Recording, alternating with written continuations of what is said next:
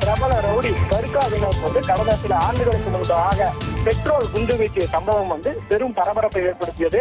இந்த வழக்குல தேசிய புலனாய்வு முகமை அதிகாரிகள் தீவிரமாக இந்த வழக்கை விசாரணை மேற்கொண்டு வருகின்றனர்.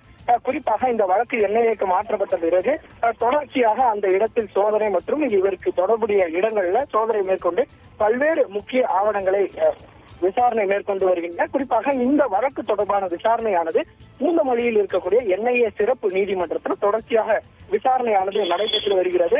இந்த நிலையில இந்த வழக்கு தொடர்பாக என்ஐஏ சிறப்பு நீதிமன்றத்துல கருக்கா வினோத் வந்து நீதிபதிகள் முன்பு என்ஐஏ அதிகாரிகளால் ஆஜர்படுத்தப்பட்டார். அப்போது திடீரென அவர் ஆஜர்படுத்த போது உள்ளே வாதமானது நடைபெற்று வந்த நிலையில திடீரென கருக்கா வினோத் தனது காலில் அணிந்திருந்த இரு காலணிகளையும் வீசி ஒன்றன் பின் ஒன்றாக நீதிபதி முன்பு வீசியதாக கூறப்படுகிறது.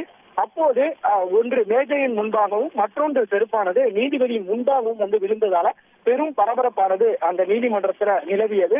உடனடியாக இதனால அதிர்ச்சி அடைந்த நீதியரசர் மற்றும் போலீசார் உடனடியாக கருக்கா வினோத்தை பிடித்து உடனடியாக அவரை வந்து அங்கிருந்து அப்புறப்படுத்தக்கூடிய பணியில வந்து ஈடுபட்டனர்.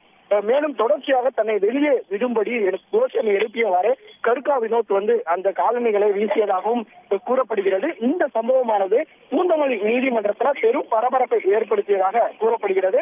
உடனடியாக அவர் அப்புறப்படுத்தப்பட்ட நிலையில இதனைத் தொடர்ந்து அவர் புழல் சிறையிலும் அடைக்கப்பட்டுள்ளார்.